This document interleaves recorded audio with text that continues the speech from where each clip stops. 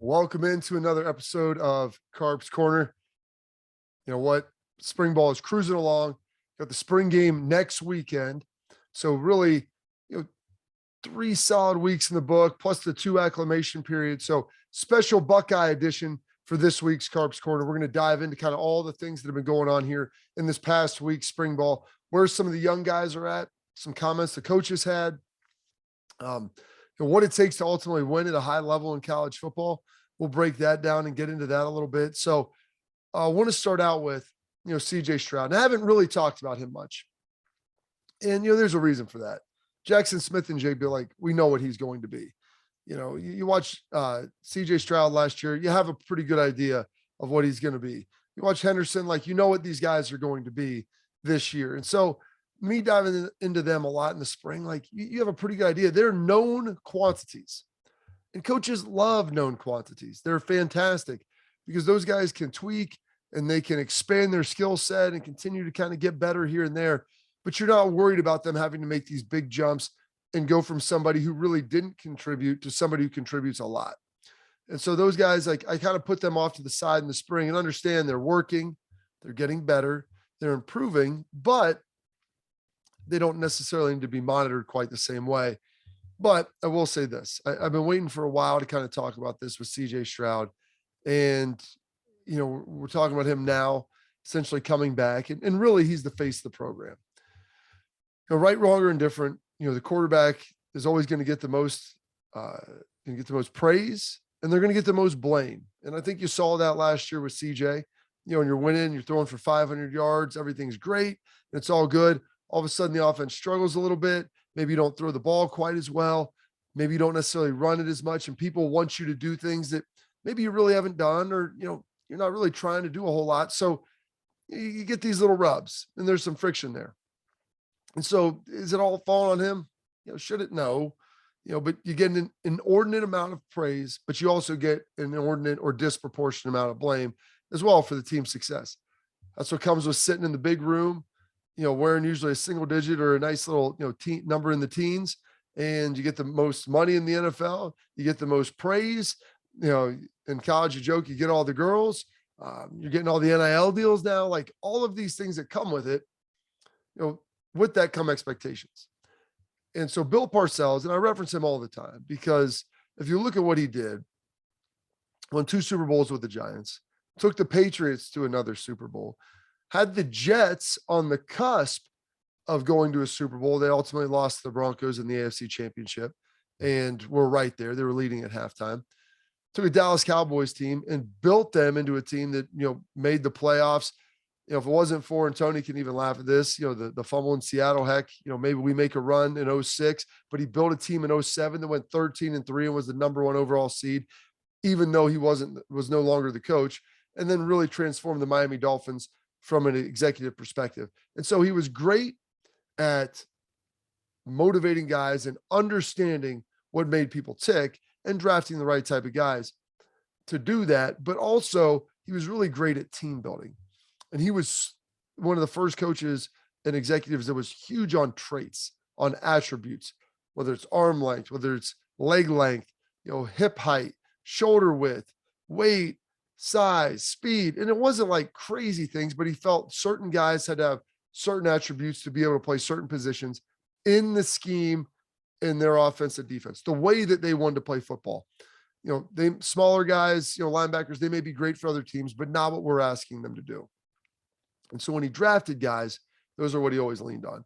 And so he's got his 10 commandments of quarterback play. We'll get into that maybe at a later time this summer, when there's a little less going on.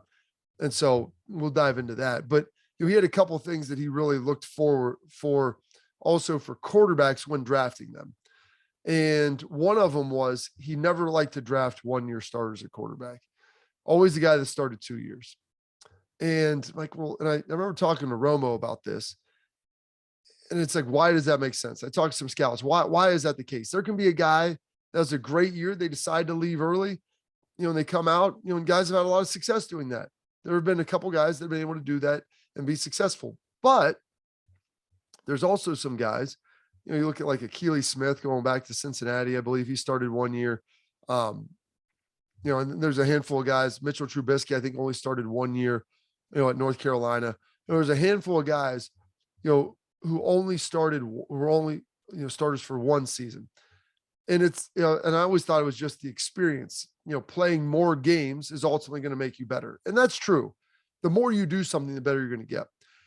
But the reason Bill Parcells liked having quarterbacks as 2-year starters is this is why what you're going to see this year from CJ Stroud. It's expectations.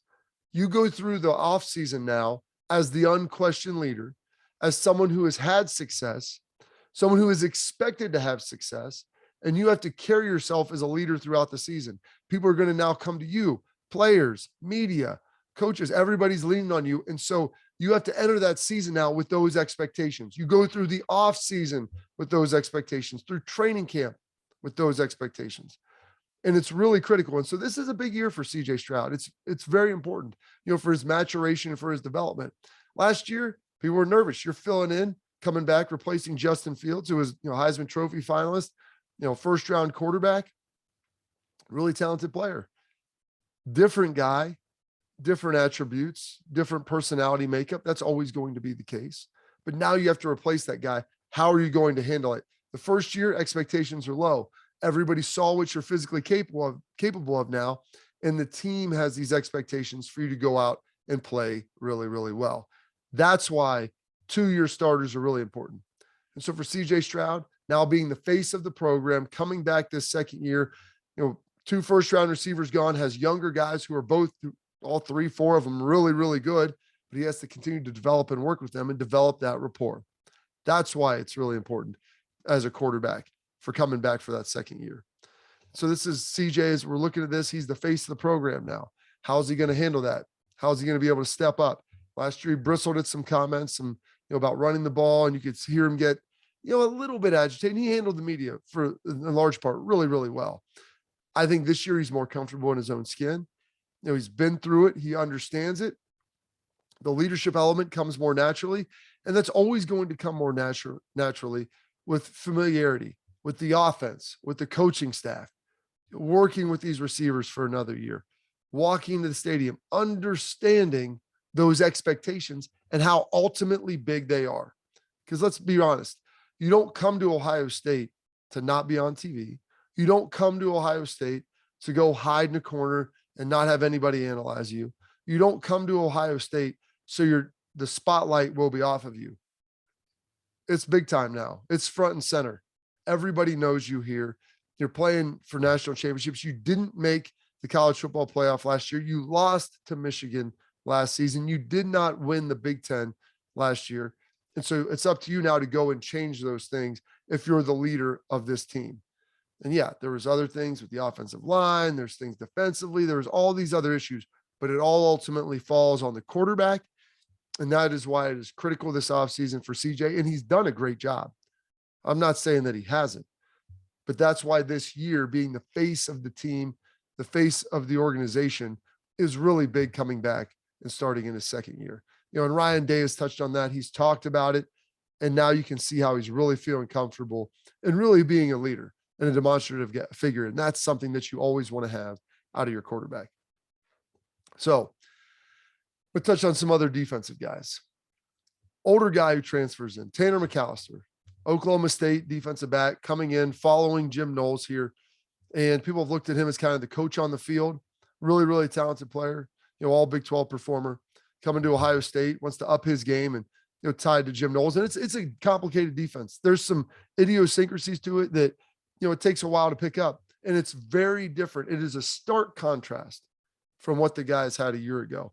And so Tanner McCalister's kind of been that coach on the field as a defensive back, and watching him communicate with the other guys. He fits into the room really, really well, which is key because Ohio State passed on some guys. There were some, other corners potentially out there that they had looked at bringing in.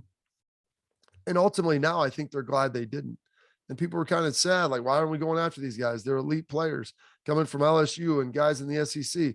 Well, you've got Jordan Hancock, you've got Denzel Burke, we've got one more guy who I'm going to talk about here in a second who is playing really well. You got Cam Brown. Like, you've got 3, 4 really good young players to be able to lean on. And Tanner McCalister is one of those guys, but he fits in the room. He's a good dude. He's a leader on the field. He's like a coach on the field for those guys. And having him here, I think everybody is beginning to see now, after, really the lion's share of spring ball being done, his importance for communication, understanding that, he's an extension now of Jim Knowles, of understanding this defense, and he can be relatable and the players can talk to him about things, especially on the back end, DBs, of what the expectations are and how to play it. So really excited for Tanner Morgan to be here and be a Buckeye and come and play. I'm going to talk a little bit about another defensive back here in a second. And we'll just get into it right now. Jakaillin Johnson, red shirt freshman, corner out of Mizzou, I believe St. Louis is where he's from, playing really good ball. And you watch him out there on the field. I talked about Kai Stokes last week, or everything that he's done. You heard me talking about Jordan Hancock, hyping him up. We know about Denzel Burke, about Cam Brown, but Jakaillin Johnson is playing really good ball, and he has a chance to kind of be, I think, that fourth corner for Ohio State this year. He's long, he's athletic, he does a lot of things really, really well. They rotated a lot of guys through this defensive secondary. They've got a lot of guys who can really play, I think, at a high level. And he's one guy who's kind of caught my eye with how competitive he's been and how impressive he's been. And so with that, another guy who I mentioned last week, who was having a really good camp, Kai Stokes, freshman out of Florida, black stripe removed. He's officially part of this now Buckeye defense, this Buckeye unit. And when you got safety Ronnie Hickman lobbying for you, other guys, the veteran players, the upperclassmen can see how good you are, only going to help. And so big deal now for Kai Stokes, getting that black stripe removed. They call it the black stripe alert. And man, he checks all the boxes physically as well. And so he's been competitive each and every day. He's gone out there and grinded. And you know what, I've kind of predicted that a little bit, but he was the first guy in this class to get their black stripe removed. And so that's big time ball. And so with that, I talked about a couple of young DBs, Jakaillin Johnson, Kai Stokes, getting into Jordan Hancock. And so on the other side of that is the transfer portal, and Legend Cavazos enters the transfer portal. And so does Bryson Shaw. Bryson Shaw started last year, played a lot of football. Came in for Josh Proctor when he got hurt, made huge strides through the season, played some really good ball, and had at the end of the year, had a big interception against Michigan to stave off a touchdown. And should Ohio State have came back and won that game, I think you could have looked at that as a critical inflection point and a turning point in the game. Unfortunately for Ohio State, it wasn't. They weren't able to get the run stopped in the second half, and the rest was history. But Bryson Shaw played some good ball. There was going to be a place for him to be able to play a little bit on this defense this year.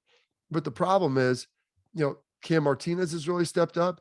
As I mentioned, Kai Stokes has stepped up. They've got a lot of young guys who are really elevating their game on the back end. Court Williams is playing well. They've got Proctor coming back. Like McCallister's here. They have a lot of safeties and corners, guys that move around, and they're going to be playing five most of the time. But still, you can start to feel the pinch. I think the pinch kind of happened with Legend Cavazos as well. Highly recruited guy out of Texas, great athlete, checks a lot of boxes for what you want as a player. Physically, he can get it all done. And I think, honestly, Ledge would have played this year. It just comes down to a function of, like, how much do you want to play? How much do you feel like you're entitled to play? And are those young guys beginning to pinch you for time? And coaches have to start making some decisions. And so it's highly competitive at practice. Ledge had some great practices this spring, did a really good job. But, one of his things, it's been some consistency pieces. He's had some really good practices and then some that weren't quite as great. And so with that, like, young guys start getting reps, you start looking around, and I'm sure, both of those guys are going to go on and have successful college careers other places. There's not a doubt in my mind. But this Ohio State secondary is so loaded, and people are worried about guys getting in the portal. And make no mistake about it, there's going to be other guys that get in the portal here as we move along.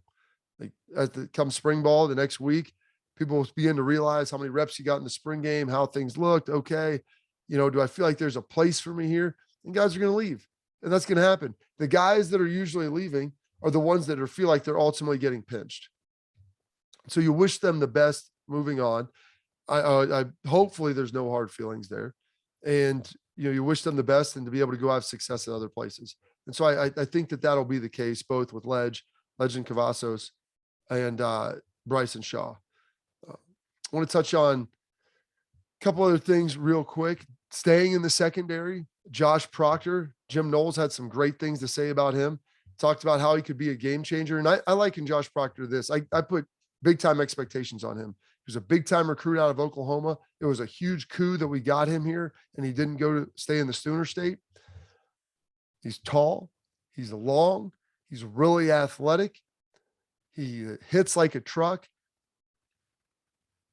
I don't like to throw praise around lightly, but the dude brings it on the back end a lot like Sean Taylor. He has a lot of that. Now he's not quite as big as Sean, but I see his ability to cover distance, cover ground, especially as a middle of the field safety. You know, he's coming off injuries. Last year was supposed to be his breakout year. He had his shoulder got nicked up and everyone saw his leg and everything that he's gone through. But man, he's got a lot of ability. I think the maturation process for him, even from last year to this year, has been massive. You can see how locked in and dialed in he is at practice. He's done a good job making sure that even when he wasn't in and wasn't fully cleared, getting reps. And he's not probably going to get much run in the spring game, but they're getting him out there and you can watch how he moves. He's starting to pick up this defense. And make no mistake about it, like I think he could have a very, very impactful year and is going to be a heck of a player because of all the physical gifts that Josh Proctor possesses. We hopefully will finally get a chance to see those in this 2022 season. Another freshman on defense that, you know, is turning some heads, you know, out of Greenwood, Indiana, I believe, you know, early enrollee. I think he might be one of the next guys to get his stripe off. Potentially him or CJ Hicks. Both are playing really well, the linebacker. But Caden Curry, you know, number 92, and I see him out there on the field. And physically, like, he doesn't look overwhelming to you. You know, looks like a very normal average guy as far as defensive ends in football. Not overly tall, not like overly muscular, moves pretty well, but he has great hands. He's always around the football. He's got a high motor. And this is why this guy was a pretty highly recruited player. And I'm really glad we got him after watching him. He's someone who I think will work their way into the rotation. I talk a lot about Jack Sawyer and JT Tuimoloau. Really good. Both of those guys going to be excellent players. You know, and hopefully we can keep them here for 4 years. You know, one of them may be gone in 3. I don't know. But Caden Curry, keep an eye on him. It's really tough to contribute significantly as a freshman on the defensive line when you're good and on a good team, when you have depth, because it's a really hard position to play, to be physically strong and understand the game and have the techniques down to where you're dealing with big physical offensive linemen, because you just don't deal with that in high school. Caden Curry's got a little bit of that. He's got a little bit of that nastiness to him. He has good hand placement, technique wise. He's really sound, really excited about Caden Curry, what he can do. And he's really come on, I think, these last couple of weeks. And then someone asked me as well about Reid Carrico. I think Reid's a second-year player, came in last year, and it was a whirlwind. They've got a bunch of young guys, and you know he's trying to find his way. You know, obviously the linebackers had a lot of issues to start the season. Got some of them hammered out. And I've talked about the linebackers before with how well I think Eichenberg and Steele are playing right now. And then you also have Cody Simon, Taraja Mitchell. You know, Taraja's look good. You know, and they're working through some packages now because Jim Knowles runs that 4-2-5. Well, when you play some more physical teams, the Wisconsins, the Illinois, the Michigans, the Iowas, you're going to have to find a way to get 3 backers on the field. And so, you know, I think Taraja, Cody, like those guys are going to get in there. They'll rotate with Tommy. But it's going to be a nice little mix. But I think Reid could find his way into the mix as well. He's looked good, looked very instinctive, and it's amazing what a year makes, especially for an off the ball player who has to read. You see things. I've watched it happen with Steele. I've watched it happen with Tommy, how now you look more confident. Like you're faster on the field because you're able to be more instinctive because you're not thinking as much. You know what to do. You've seen the reads. You're now familiar with the size and the speed. And everybody always looks back and, they remember Ryan Shazier, his last year, James Laurinaitis, his last year, AJ Hawk, guys like that, how good they were when they left. But when they got here, yeah, they'd make some plays. There was also times where they would hesitate. There's also times where there was some uncertainty about what to do. And so that's a process of understanding what you're seeing, these clear pictures, recognizing quick and fast. Boom, I step here. Oh, I see the counter. I see guys pulling. I know I need to get back here faster. And it's not paralysis by analysis. where you're trying to look at everything. And in doing so, you really do nothing. And it's really tough. So you're able to funnel down that information and understand it. So Reid is making strides. He's looked good. He's looked good in his blitz paths, getting to the football, plays with a high motor. Like, there'll be a place for Reid. He's got to continue to develop physically, working with Mickey Marotti in the weight room. But all of the linebackers look like they're moving better. And I think a lot of that has to do with just how confident they are ultimately in what they're doing on the field. Lastly, too, tight end utilization. Ben Hartsock was the last guy to catch over 30 balls in a season at Ohio State. That was in 2003, I believe. So we're almost approaching 20 years of that. We've had some good ones. Hireman's been good. Vanette's been good. Rucker was really good. And I think he's going to do some really good things and probably be a better pro than he was in college. But I'm excited because watching him practice, seeing them utilize the tight ends a little bit more, getting in some different personnel groupings, because you're going to have Royer, you have G. Scott, you're going to have Cade Stover. And all three of those guys bring something a little different to the table. All three of them can catch, which is key. They can all get separation out of routes. They're all different and unique athletes. They all block in their own way, but I'll say this, they're all willing blockers. They're getting to be more able, especially some of the more receiving guys like Royer and G. Scott. G. Scott was a former receiver. And so there's a big jump that he has to make. But utilizing those guys in the passing game, I think you're going to see that a little bit more this year. I don't know if you'll have one guy catch more than 30 balls, but I think as a collective group, you're going to see them more involved in the passing game, because when you can get 2 or 3 tight ends on the field, it gives you great diversity as an offense with what you're able to do. Very, very impressive to be able to mix and match those guys on the field. And it forces the defense to get into different personnel groups and to really make some tough decisions. So really excited about that and getting a chance to see how those guys are continuing to develop. And I think Cade Stover going over there, and I'll say it again, I think it's going to be the best decision for him. It's going to be the best decision for this team because it will give them an edge on the offensive line because Cade has an attitude. And so when he's blocking, he's a tempo setter. And it's also going to give him an edge literally on the edge of the line where I think he'll be able to get some nice wall downs on defensive ends, get some good base blocks, get a push there to round that edge for Henderson to be able to lean and go pick up some big time yards. Maya Williams, all of these guys. And so with that, that's big time ball right there. Those running backs will be able to have a shorter corner. So little special Buckeye edition when it came to Carps Corner. We'll have one more probably finishing up here with spring ball and then some intermittent ones throughout the summer. But thanks for tuning in and share this with your friends. Any comments you want, you can be Carp3 on Twitter, Bobby Carpenter, Roman numeral 3 on Instagram. Ask whatever questions you want of me. I'll get these things answered for you. Ohio State football, general sports, and whatever. Subscribe to the channel. The more support you give, the easier it is for me to be able to do this. So please continue to do it. I'm really excited about it and continue to grow this thing for everyone out there. Thank you.